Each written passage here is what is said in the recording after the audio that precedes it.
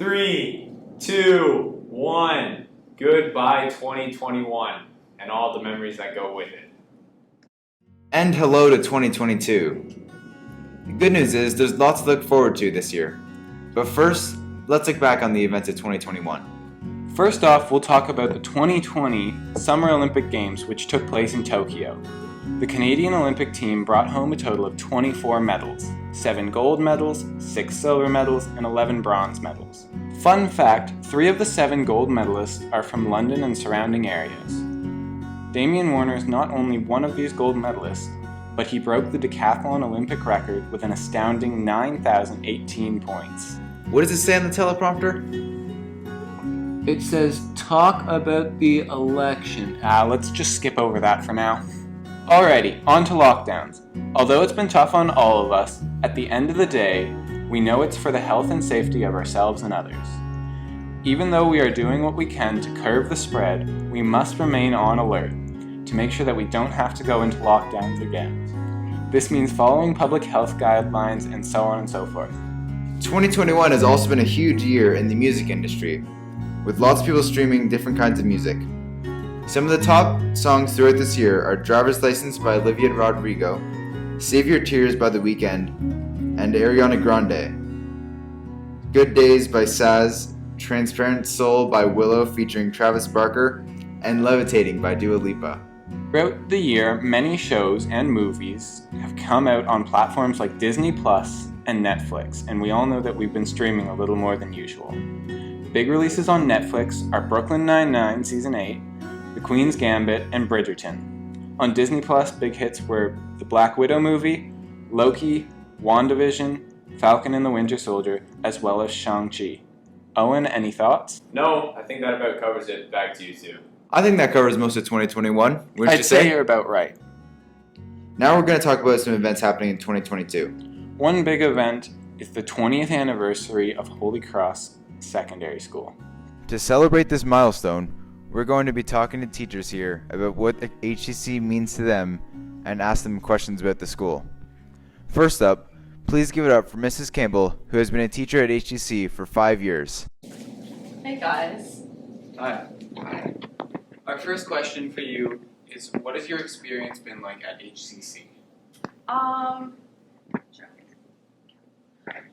It's been great. I've made a lot of great connections with students. I think being in ComTech, I get to meet a lot of different types of learners, and we build great connections in ComTech. I have a lot of students that come to me with different types of problems, and we get to build different kinds of connections in here, whether it's playing with the different cameras and equipment, or just building great connections outside of that with coaching basketball and doing yearbook and having just fun experiences during lunchtime and things like that. Great to hear. ComTech sounds like a great course. Another question is, what is your favorite memory here at HCC? I think I'd say probably coaching and also taking students at ComTech on some field trips. Some different and fun memories there to be had, some not so great, but memories made. Students that were with me will remember those memories that were made there. But I always make some great memories with the basketball students that I have on the basketball team, making great personal connections outside of school, learning about them and what they do outside of inside the classroom, and building connections with what they do in their personal lives and learning a little bit more about them and what they like to do in their real world. So I like that stuff. Wow, that's wonderful. We were so glad to have you. Great, thanks for having me. Our next guest has been at HCC for 16 years. Please give her a warm welcome, Mrs. Tedesco. Hi, everyone. Our first question is, how has your experience been like at HCC? So my experience here at HCC has been a different learning curve. Every year new bodies coming into this building. It's just a different teaching experience for me each year. But I would have to say specifically, my drive is leadership with students. I think leadership has been a really big commitment for me, and being part of student council and seeing these kids being so motivated and their confidence, and seeing them lead as voices of student body at HCC. Yes, you can see why we have such a special community here at HCC. Our next question is, what does it mean to be a centurion? So guys, for me to be a centurion, I think of all the educators under this big umbrella here at HCC, and I think how commitment plays a big role. If you're a teacher in the classroom, outside the classroom, how we always strive for excellence for students in academics, maybe in construction, in comm tech, with the arts, athletics. The commitment is always very, very visible among staff and our teachers. But furthermore, you know, I see our EAs here at the school and how they're so committed to our school to community pathway program, and how their compassion with students is so visible, and it's so beautiful to see every day their relationship with the kids. And I also see the commitment under this big umbrella is our office staff, our administration, guidance, social worker, our chaplain, and how they're so committed to keeping things so organized here at HCC, and making sure that students have their credits to graduate, and also making sure that there's someone that a student can go speak to. Yes, the staff here make HCC a wonderful place to be. Thanks for having me, guys. It is truly an honor to be a teacher at HCC. Go Sens! We have one more guest here via satellite to talk to you about the school and what it means to him. Here he is. Please welcome Mr. Shremick, who has been teaching here for almost 20 years.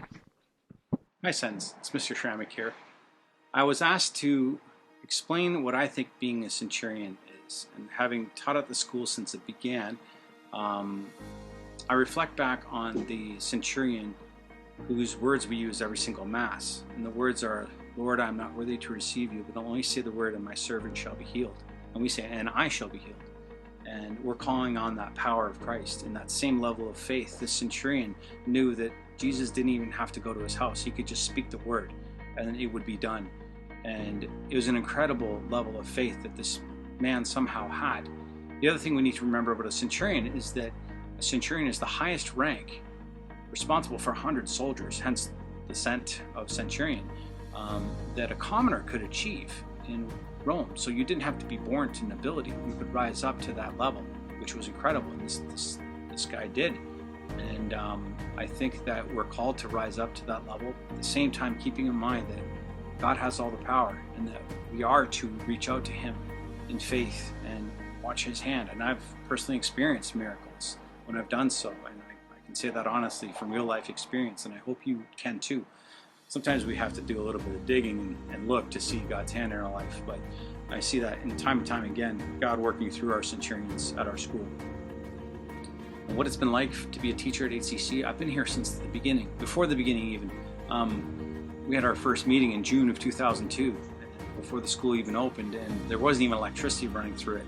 And we got to write the school prayer and write the school song and set this tone and have a vision for what it could be. And the students have exceeded that vision time and time again over the years. It's just been incredible, and I just have such a rich,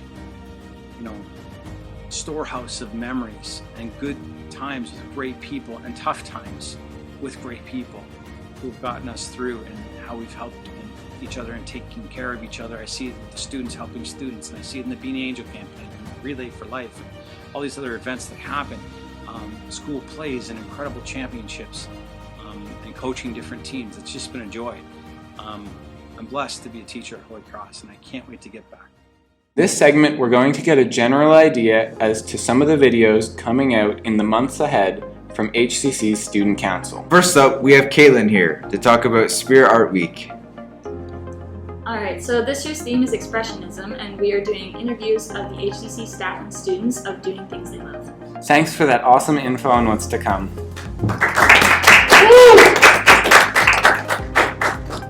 Next up, we have Abby here to talk about the spring semi video.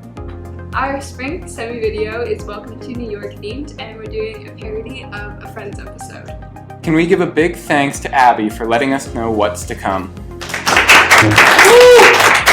Yeah. Finally, we have Natalie here to talk about her Sensei video.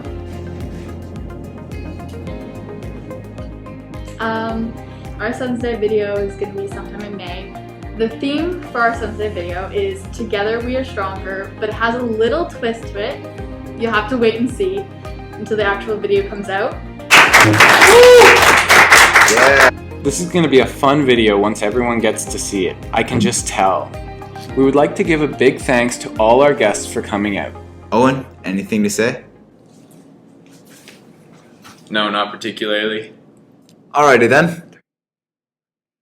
Goodbye, HCC. Until next time.